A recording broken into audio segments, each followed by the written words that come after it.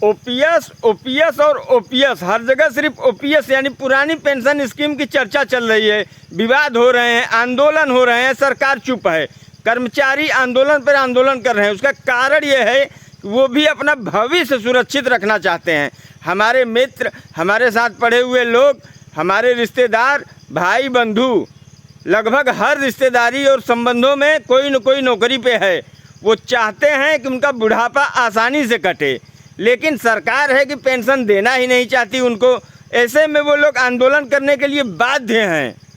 वरना काम काज और घर बार छोड़कर कोई दिल्ली जाने का शौक़ नहीं था उनको, लेकिन वो सिर्फ अपनी बात कहने के लिए दिल्ली गए थे। वे सिर्फ इतना ही चाहते हैं कि उनका बुढ़ापा आसानी से कटे, उनके लाइफ पार्टनर यानी जीवन साथी को बुढ़ापे में उनके न रहने के बाद भी कोई दिक्कत न हो। उनकी एक जायज़ मांग है जिसे सरकार को मान लेनी चाहिए।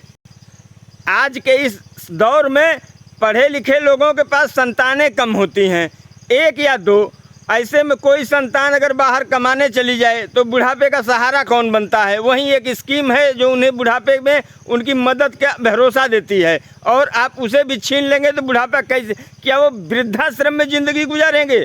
जब तक वो जवान थे सरकार और जनता की सेवा किए, अब बुढ़ाई में वो कहीं आश्रम में जाएंगे? ये कितना विचारणीय प्रश्न है। लोग संतान पैदा ज़्यादा करेंगे और फिर उसके लिए आबादी बढ़ने का खतरा बढ़ जाएगा। वो सोचेंगे कि एकाक बच्चे हमारे साथ रहेंगे तो हमारे जीवन पर्यंत हमारे बुढ़ापे का सहारा बनेंगे। संतान के बाद धन ही है जो आदमी को सुकून पैदा करता है। वो फिर धन ज़्यादा कमाने के चक्कर में पड़ेंगे, भ्रष्टाचार पनपेगा, बुढ़ापे के सहारे के लिए वो धन इकट्ठा करेंगे। इसे समय को आपको समझना होगा सरकार, और इस परिस्थिति में भ्रष्टाचार बढ़ना तय है। लोग अपने बुढ़ापे के लिए गलत सही तरीके से धन इकट्ठा करना चाहते हैं। रिटायरमेंट के करीब आते आते वो अपने काम बंद करना शुरू कर देते हैं। वो कहते हैं कब तो कुछ मिलने ही वाला नहीं है, क्या जिम्मेदारी, अब साल 2 साल में अब हम तो रिटायर हो जाएंगे, आगे भी सरकार को। उन्हें एक भय बना रहता था कि अगर हम गलत काम करेंगे तो हमारी पेंशन रुक जाएगी, आने वाला समय बहुत कठिन हो जाएगा।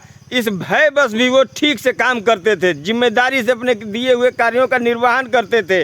लेकिन अब उन्हें न पेंशन का डर, न आगे की नौकरी का डर। वो एकदम स्वच्छंद हो चले हैं।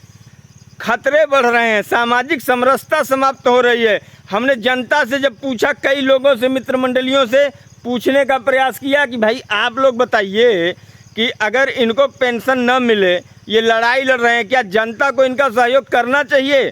तो जनता ने भी बहुत ही गलत तरीके से जवाब दिया। जनता कह रही है कि किस बात के लिए हम इनसे लड़ें?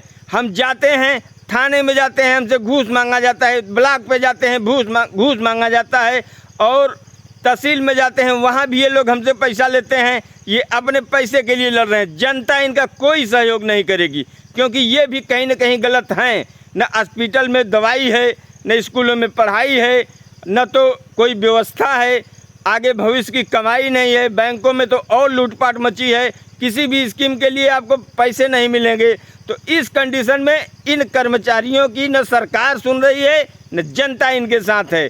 कहीं न कहीं सबकी गलती है और इसे समझना होगा। जय हिंद साथियों, इसी तरह हमारे साथ जुड़े रहिए और हमारे विचारों से आप भी कुछ रूबरू होते रहिए, ताकि हमें संबल और साहस प्रदान होता रहे।